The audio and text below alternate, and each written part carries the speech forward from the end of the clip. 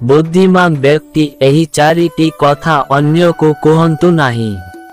बंधुगण, प्राचीन तक्षशिलार गुरुकुल रे अर्थशास्त्र महा आचार्य चाणक्य द्वारा सफल और जीवन रे सुख रे बंचिबा पाई चाणक्य नीति रे रचित अछि। एही ग्रंथ रे कुहा जाइथिबा नीति मनुष्यर सफल जीवन पाई बहुत उपयोगी अटे। बेले बेले आमे जना अजना रे अन्य को कही थाउ किछि एमिति कथा ताहा काहाको कहिबा अनुचित अटे।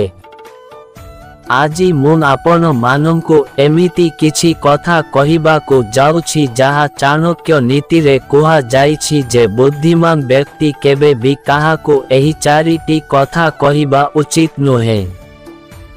तेबे आउ काल विलंब नकरी चालंतु सेही विषय रे जानिबा। भिडियोटी को मूलरू शेष पर्यंत देखंतु। 1. जदि आमे अन्य को आमर हजी जाइथिबा संपत्ति किंबा खराब आर्थिक स्थिति विषय रे कहिबा तेबे टंका पैसा साहाय्य करिबारे अन्य लोक माने पछ घुंचा देई पारे। कारण जहा पाखरे टंका पैसा न थाए तारो समस्ते एहार फायदा उठाई थांती। सेथिपाई आम जीवनर एही कथा को सबुबेले गुप्त रखिबा ही बुद्धिमानर संकेत होई थाए। 2. द्वितीय कथा हेउछि जीवन रे केबे भी दुख कथा काहाको कहिबा उचित नुहे। कारण एमिति होई पारे आमे आमर दुख कष्ट विषय रे अन्य को कहिबा द्वारा से आपनकर दुर्बलतार फायदा आरंभ करि देबो। ए दुनिया रे अनेक लोक अछंती जिए अन्यर दुख देखि मजाक उड़ाई थांती। एमिति रे दुखी व्यक्तिर दुख अधिक बढ़ी जाए। तेनु निजर जीवनर दुख काहाको कहंतु नाही। 3. तृतीय कथा हेउछि आचार्य चाणक्य कहिछंती गृहिणी बा स्त्रीर चरित्र विषय रे अन्य को कहिबा उचित नुहे। चालाक पुरुष माने स्त्री सह जड़ित खराब व्यवहार, घरर झगड़ा इत्यादि कथा केबे भी काहा आगरे कहंती नाही।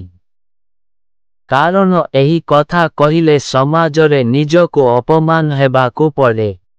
एहा सह लोक एही सबु कथार फायदा मध्य उठाई थांती। तेनु निज स्त्रीर चरित्र विषय रे काहाको कहंतु नाही। 4. चतुर्थ कथा चाणक्य नीति अनुजारी जदि कौनसी नीच व्यक्ति आपनंको अपमानित करे तेबे सेही कथा को अन्य को कहंतु नाही। कारण सेही कथा समाज को आसिले तेबे समस्तंकर ध्यान नीच व्यक्ति प्रति न जाई आपनंक आड़को जीवो। एहा द्वारा समाज रे आपनंकर मान सम्मान रे आंच आसीबो। तेनु चाणक्य नीति अनुजारी एही चारिटी कथा केबे भी काहा आगरे प्रकाश करंतु नाही। बंधुगण, भिडियोटी भल लागिले भिडियो को गोटिए लाइक एवं आमर सत्य गाइडर यूट्यूब चैनल को सब्सक्राइब करिबा को भूलिबेनी। धन्यवाद। जय श्री कृष्ण।